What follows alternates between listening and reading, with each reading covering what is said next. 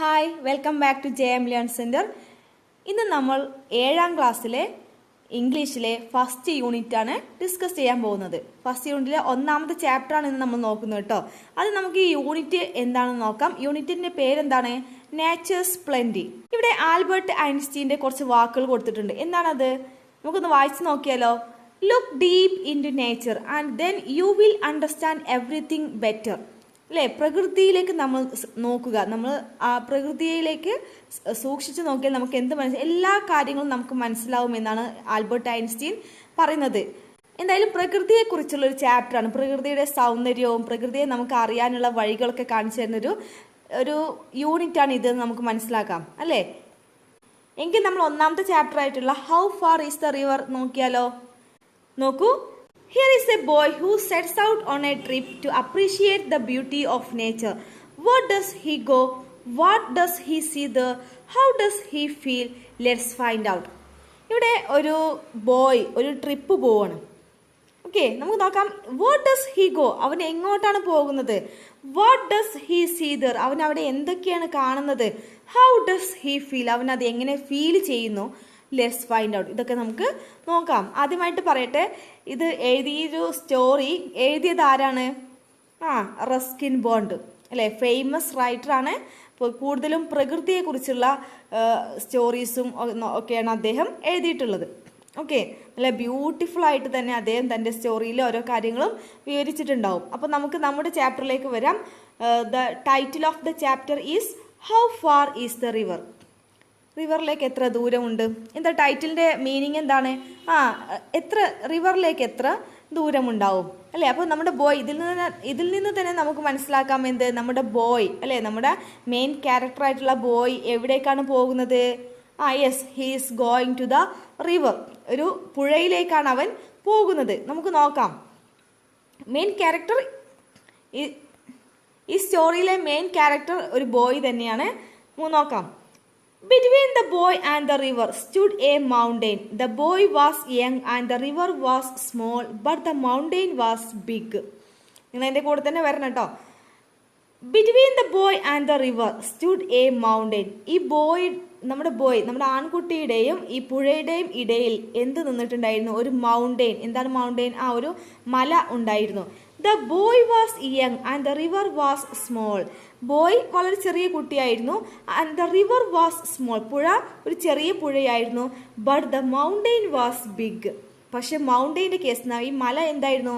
വളരെ വലിയൊരു മലയായിരുന്നു. The thickly forested mountain hid the river.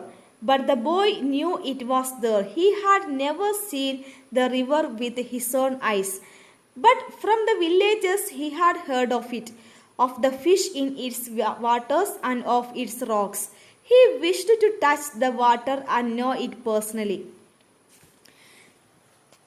The thickly forested mountain hid the river. ആ mountain, മല എന്ന് പറഞ്ഞല്ലോ, അത് നിറയെ നല്ല ഇടതിങ്ങിയ കാടായിരുന്നു. അത് ആ പുഴയെ മറച്ചു. അതുകൊണ്ട് ആ പുഴയുടെ കാഴ്ച വ്യക്തമല്ലായിരുന്നു. But the boy knew it was there. പക്ഷെ നമ്മുടെ കുട്ടിക്ക് അറിയാമായിരുന്നു അവിടെ ഒരു പുഴ ഉണ്ട് എന്ന്.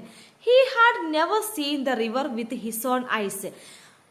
നമ്മുടെ കുട്ടി ഒരിക്കലും അവന്റെ സ്വന്തം കണ്ണുകൾ കൊണ്ട് ഈ പുഴ കണ്ടിട്ടില്ല എങ്കിലും but from the villages he had heard of it. പക്ഷേ ആ ഗ്രാമീണരിൽ നിന്നും ആ വില്ലേജേഴ്സിൽ നിന്നും അവൻ അതിനെക്കുറിച്ച് കേട്ടിട്ടുണ്ടായിരുന്നു. Of the fish in its waters. ഇതിനൊക്കെ കുറിച്ച് കേട്ടിട്ടുണ്ട്. ആ പുഴയെ കുറിച്ച് കേട്ടിട്ടുണ്ട്. ആ പുഴയിലെ വെള്ളത്തിലുള്ള മീനുകളെ കുറിച്ച് കേട്ടിട്ടുണ്ട്. And of its rocks. അതുപോലെ ആ പുഴയിലുള്ള പാറകളെ കുറിച്ചും കേട്ടിട്ടുണ്ടായിരുന്നു. He wished to touch the water and know it personally. അവൻ ആ പുഴയിലെ വെള്ളം ഒന്ന് സ്വയം തൊട്ടറിയാൻ അവന് ആഗ്രഹിച്ചു. നമ്മുടെ ബോയ് എങ്ങോട്ടാണ് പോകുന്നത്? റിവറിലേക്കാണ് പോകുന്നത്. നമ്മൾ ആദ്യത്തെ ഭാഗത്തിൽ നിന്ന് തന്നെ മനസ്സിലാക്കി, ഒരു റിവറിലേക്കാണ് കുട്ടി പോകുന്നത് അല്ലെ. ഈ പിക്ചർ നോക്കിയാൽ നമുക്ക് മനസ്സിലാവും. ആ മൗണ്ടെയിൻ ഉണ്ട്. നിങ്ങൾക്ക് റിവർ കാണാൻ പറ്റുന്നുണ്ടോ? ഇല്ല. ആ തിക്ലി ഫോറസ്റ്റഡ് മൗണ്ടെയിൻ പുഴയെ മറച്ചിട്ടുണ്ട് എന്ന് പറയും. പുഴയുടെ കാഴ്ച മറച്ചിട്ടുണ്ട് അല്ലേ. അപ്പോൾ നമുക്ക് ഇപ്പോൾ കാണാൻ പറ്റുന്നില്ല. മൗണ്ടെയിൻ്റെ മറ്റേ സൈഡിലാണ് ആര് നിൽക്കുന്നത്? കുട്ടി നിൽക്കുന്നത്. He stood in front of his house on the hill opposite the mountain and gazed across the valley, dreaming of the river. He was about 12 years old, a sturdy boy with untidy black hair and shining black eyes. He had fine features and a clear brown skin, but his hands and feet were rough and scratched.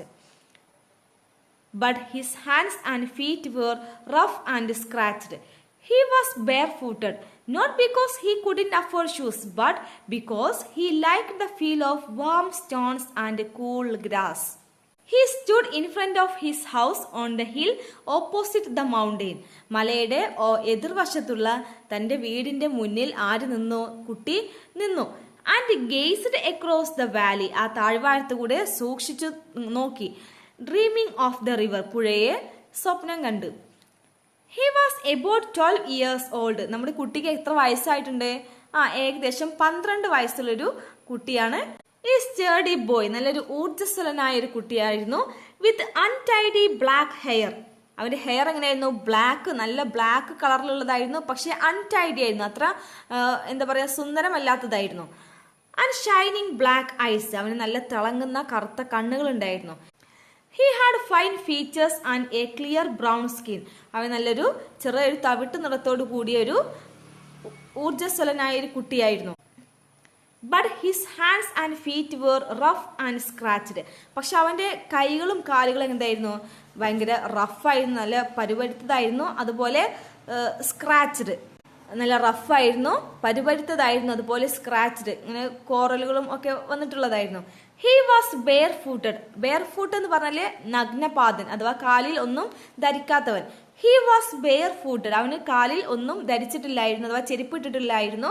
Not because he couldn't afford shoes, അത് എന്തുകൊണ്ടല്ല, അവന് shoes ഇടാൻ കഴിയാഞ്ഞിട്ടില്ല, അവന് shoe ഒന്നും ഇല്ലാഞ്ഞിട്ടല്ലായിരുന്നു. But because he liked the feel of warm stones and cool grass. പക്ഷേ അവൻ എന്തിനായിരുന്നു ബെയർ ഫൂട്ടഡ് ആയത്? അവന് എന്ത് ആവശ്യമായിരുന്നു? ആ വാം സ്റ്റോൺസ് എന്ന് പറഞ്ഞാൽ എന്താണ്?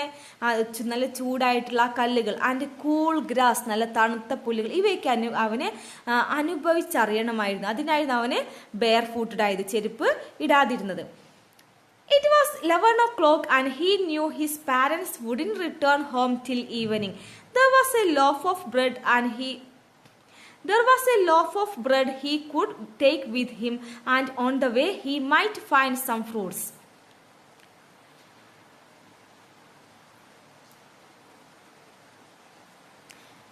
Here was the opportunity he had waited for. His mother and father had gone to visit relatives for the entire day and had left him on his own. If he came home before dark, before they returned, they wouldn't know where he had been. It was 11 o'clock and he knew his parents wouldn't return home till evening. ഏകദേശം 11 മണിയായിട്ടുണ്ട്. അവനറിയാം എന്ത്, അവൻ്റെ parents വീട്ടിലേക്ക് ഇനി വൈകുന്നേരം ആവുന്നത് വരെ തിരിച്ചു വരില്ല എന്ന് അവന് മനസ്സിലായി. അപ്പോൾ പാരൻസ് എങ്ങോട്ടാണ് പോയത്? നമുക്ക് കുറച്ച് കഴിഞ്ഞിട്ട് ഇത് പറയുന്നുണ്ട്. There was a loaf of bread he could take with him. അവനൊരു ബ്രെഡിന്റെ പീസ് അവനെ എടുക്കാൻ തീരുമാനിച്ചു. And on the way he might find some fruits. അവന് തോന്നി വഴിയിൽ ചിലപ്പോൾ അവന് വല്ല ഫ്രൂട്ട്സും കിട്ടിയേക്കാം. അതുകൊണ്ട് ഈ ലോഫ് ഓഫ് ബ്രെഡ്, ഒരു ബ്രെഡിന്റെ പീസ്, അത് മതി. Here was the opportunity he had waited for. Opportunity എന്ന് പറഞ്ഞാൽ അവസരം. ഈ ഒരു അവസരത്തിന് വേണ്ടിയായിരുന്നു അവൻ കാത്തിരുന്നത്. ഹിസ് മദർ, ഇവിടെയാണ് പറയുന്നത് അവന്റെ പാരൻസ് എങ്ങോട്ടാണ്, അവര് വൈകുന്നേരം ആവുന്നത് വരെ തിരിച്ചു വരില്ല എന്ന് പറഞ്ഞു അല്ലെ. അപ്പൊ എങ്ങോട്ടാണ് പോയത്? His mother and father had gone to visit relatives for the entire day and had left him on his own. അവന്റെ ഫാദർ ആൻഡ് മദർ, അച്ഛനും അമ്മയും റിലേറ്റീവ്സ്, ബന്ധുക്കളെ സന്ദർശിക്കാൻ പോയതാണ് ആ ഒരു ദിവസം മുഴുവൻ. അങ്ങനെ അവനെ വീട്ടിലാക്കിയിട്ട് അവര് പോയിട്ടുണ്ട്. അപ്പൊ അവൻ തനിച്ചാണ് വീട്ടിൽ. If he came home before dark, അവന് ബിഫോർ ഡാർക്ക് മീൻസ് ഇരുട്ടാവുന്നതിന് മുമ്പ് അവന് വീട്ടിലേക്ക് തിരിച്ചെത്തുകയാണെങ്കിൽ, മീൻസ് ബിഫോർ ദേ റിട്ടേൺഡ്, അവര് തിരിച്ചു വരുന്നതിന് മുമ്പ്, പാരൻസ് തിരിച്ചു വരുന്നതിന് മുമ്പ്, ഇരുട്ടാവുന്നതിന് മുമ്പ് അവൻ തിരിച്ചു വരികയാണെങ്കിൽ, they wouldn't know where he had been. അവർക്കൊരിക്കലും മനസ്സിലാവില്ല അവന് എവിടെയായിരുന്നു എന്നുള്ള കാര്യം. went into the house and wrapped the loaf in a newspaper. Then he closed all the doors and windows. He went into the house. അവന് വീടിന്റെ ഉള്ളിലേക്ക് പോയിട്ട് and wrapped the loaf in a newspaper. Loaf means loaf of bread. ആ bread എന്ത് ചെയ്തു, ഒരു news പേപ്പറിൽ പൊതിഞ്ഞെടുത്തു. Then he closed all the doors and windows. അല്ലെ, ബോയ് തനിച്ചാണ് വീട്ടില്, പാരന്റ്സ് പോയിട്ടുണ്ട്. അപ്പോൾ അവന് വീട് വിട്ടിറങ്ങുമ്പോൾ എന്ത് ചെയ്യേണ്ടി വരും? ഡോർസും വിൻഡോസും ഒക്കെ ക്ലോസ്, എല്ലാ ജനലുകളും വാതിലുകളും ഒക്കെ അടയ്ക്കേണ്ടി വരും. അവൻ അതുപോലെ ഒക്കെ ചെയ്തു. The path to the river dropped steeply into the valley, then rose and went round the big mountain. It was frequently used by the villagers, the woodcutters, milkmen and mule drivers. But there were no villages beyond the mountain or near the river. അങ്ങനെ boy അച്ഛനും അമ്മയും വീട്ടിലില്ലാത്ത സമയത്ത് എവിടേക്ക് പോവുകയാണ്? River visit ചെയ്യാൻ തീരുമാനിച്ചു. River അടുത്താണോ? അല്ല, ഒരു മുന്നിലൊരു മൗണ്ടെയിൻ ഉണ്ട്. ആ മൗണ്ടെയിൻ്റെ അപ്പുറത്താണ് റിവർ ഉള്ളത്. അങ്ങനെ വീട്ടിൽ നിന്നും ഇറങ്ങുകയാണ്. The path to the river dropped steeply into the valley. ആ താഴ്വാരത്തേക്ക്, ആദ്യം ആ വഴി എങ്ങനെയാണ്? താഴ്വാരത്തേക്ക് ഒരു കുത്തനെ ഇറങ്ങുന്ന ഒരു വഴിയായിരുന്നു. Then rose and went round the big mountain. പിന്നീട് ആ വഴി ഇങ്ങനെ ഉയർന്ന് ആ മലയെ ചുറ്റി വന്നു. It was frequently used by the villages. അത് ആ വഴി സാധാരണ ആരൊക്കെയാണ് ആ വഴി ഉപയോഗിക്കാറുള്ളത്? വില്ലേജസ്, ആ ഗ്രാമീണരെ ഉപയോഗിക്കാറുണ്ട്. ദ വുഡ് കട്ടേഴ്സ്, മരം വെട്ടുകാർ, കാട്ടിലേക്കൊക്കെ മരം വെട്ടാൻ പോകുന്ന മരം വെട്ടുകാർ ഉപയോഗിക്കാറുണ്ട്. മിൽക്ക് മെൻ, പാലിന്റെ ആൾക്കാർ, പാൽക്കാർ ഉപയോഗിക്കാറുണ്ട്. ആൻഡ് മ്യൂൾ ഡ്രൈവേഴ്സ് മീൻസ് ഈ കഴുതപ്പുറത്ത് പോകുന്ന ആൾക്കാരൊക്കെ ആ വഴി ഉപയോഗിക്കാറുണ്ട്. But there were no villages beyond the mountain. പക്ഷേ ഈ മൗണ്ടെയിൻ, ഈ മലയുടെ അപ്പുറത്ത് ഒരു ഗ്രാമവും ഇല്ലായിരുന്നു, വില്ലേജുകളൊന്നും ഇല്ലായിരുന്നു. ഓർ നിയർ ദ റിവർ, അഥവാ ഈ പുഴയുടെ അടുത്ത്. The boy passed a woodcutter and asked him how far it was to the river. The woodcutter was a short but powerful man with a creased and weathered face and muscles that stood out in hard, ugly lumps. നമ്മുടെ boy ആദ്യമായിട്ട് വഴിയിൽ ഇറങ്ങിയപ്പോൾ ആരെ കാണുകയാണ്? ഒരു would cutter, ഒരു മരം വെട്ടുകാരനെ കാണുകയാണ്. ശരിക്കും ഈ കുട്ടിക്ക് അറിയില്ല എത്രത്തോളം ദൂരമുണ്ട് ഈ പുഴയിലേക്ക് എന്നുള്ള കാര്യം. അപ്പോൾ കുട്ടി മരം വെട്ടുകാരനോട് ചോദിക്കുന്നുണ്ട്. നമുക്ക് നോക്കാം. The boy passed a woodcutter. നമ്മുടെ ബോയ് ഒരു മരം വെട്ടുകാരനെ പാസ് ചെയ്തു. And asked him how far it was to the river. എന്നിട്ട് അദ്ദേഹത്തോട് ചോദിച്ചു ഏകദേശം എത്ര ദൂരം ഉണ്ടാവും പുഴയിലേക്ക്. The woodcutter was a short but powerful man. ഈ വുഡ് കട്ടർ എങ്ങനത്തെ ഒരാളായിരുന്നു? ഒരു ഷോർട്ട്, അധികം ഉയരമില്ലാത്ത പക്ഷെ നല്ല ശക്തിയുള്ള ഒരാളായിരുന്നു. പവർഫുൾ മാൻ ആയിരുന്നു. With a creased and weathered face. ഒരു അദ്ദേഹത്തിന്റെ മുഖം ചുക്കിച്ചുളിഞ്ഞതും അതുപോലെ കുറച്ച് ഈ വെയിലൊക്കെ കൊണ്ട് കരിവാളിച്ചതുമായിരുന്നു. And muscles that stood out in hard ugly lumps. അദ്ദേഹത്തിന്റെ മസിൽസ്, അദ്ദേഹം ഒരു പവർഫുൾ മാൻ ആയിരുന്നു എന്ന് പറഞ്ഞില്ല അല്ലെ, മസിൽസ് ഒക്കെ നല്ല മുഴച്ച് നിൽക്കുന്നുണ്ടായിരുന്നു. അങ്ങനെ ഈ മരം വെട്ടുകാരനോട് കുട്ടി ചോദിക്കുമ്പോൾ എന്താണ് ആൻസർ കിട്ടുന്നത്?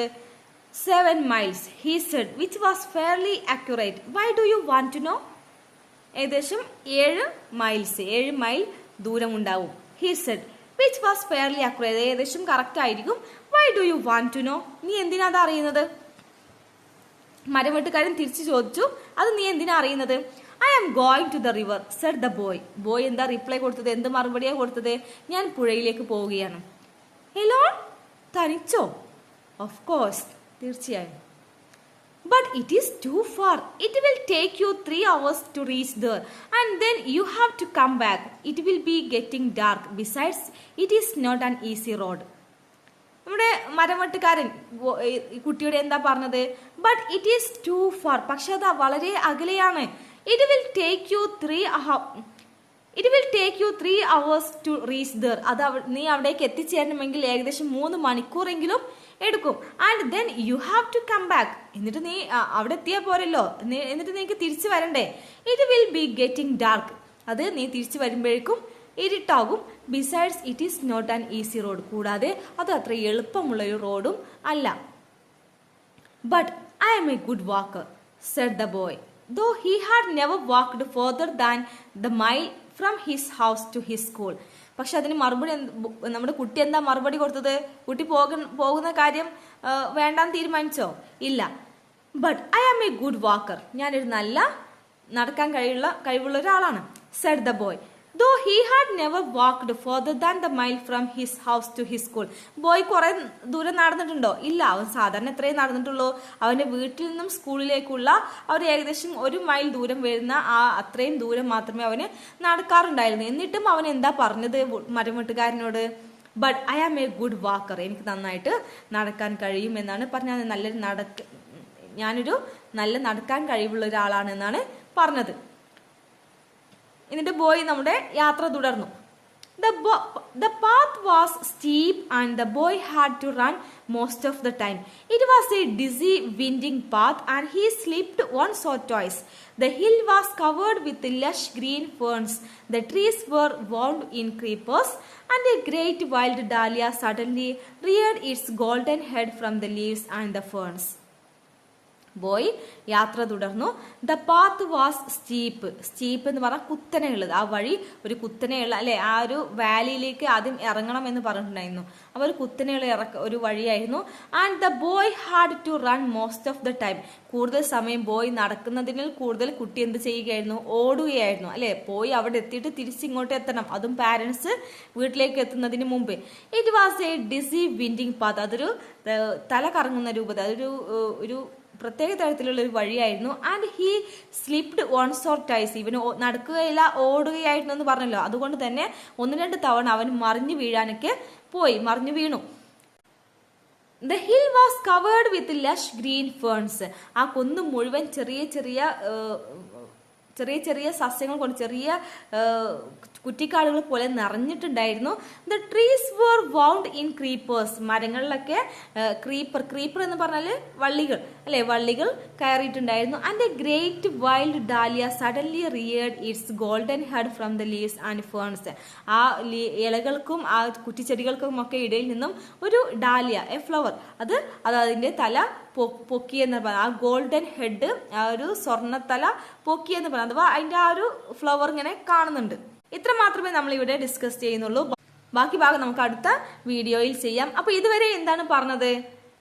ഈ ഒരു സ്റ്റോറി അല്ലെ, റസ്കിൻ ബോണ്ട് എഴുതിയിട്ടുള്ള ഈ സ്റ്റോറിയിൽ how far is the river എന്നാണ് ടൈറ്റില്. അഥവാ ഇതിൽ നിന്ന് തന്നെ, ഈ ടൈറ്റിൽ നിന്ന് തന്നെ നമുക്ക് മനസ്സിലാക്കാം കുട്ടി എവിടേക്കാണ് പോകുന്നത്. ഒരു റിവർ കാണാൻ പോവുകയാണ് അല്ലെ. എത്ര ദൂരമുണ്ടെന്ന് ചോദിക്കുമ്പോൾ നമ്മുടെ മെയിൻ ക്യാരക്ടർ ഒരു ബോയ് ആണ്. ഈ ബോയ് റിവറിലേക്കാണ് പോകുന്നത്. അങ്ങനെ പാരന്റ്സ് ഒന്നും വീട്ടിലില്ലാത്ത സമയത്ത് കുട്ടി റിവറിലേക്ക് പോകാൻ ഒരുങ്ങി. വഴിയിൽ ആദ്യമായിട്ട് കണ്ട ഒരു വുഡ് കട്ട് റോഡ് ഏകദേശം എത്ര ദൂരമുണ്ടെന്നൊക്കെ ചോദിച്ചു. അദ്ദേഹം നിരുത്സാഹപ്പെടുത്തിയെങ്കിലും കുട്ടി തന്റെ യാത്ര തുടരുകയാണ് അല്ലെ. ആ പാത്ത് അത്ര ഒരു നല്ല വഴിയായിരുന്നോ? അല്ല. എങ്കിലും കുട്ടി അതൊന്നും വകവെക്കാതെ കുട്ടി യാത്ര തുടർന്നു. നമുക്ക് അടുത്ത പാർട്ടിലേക്ക് കുട്ടി പുഴയിലേക്ക് എത്തിച്ചേരുന്നുണ്ടോ എന്നൊക്കെ നോക്കാം. So wait for the next part. Thank U.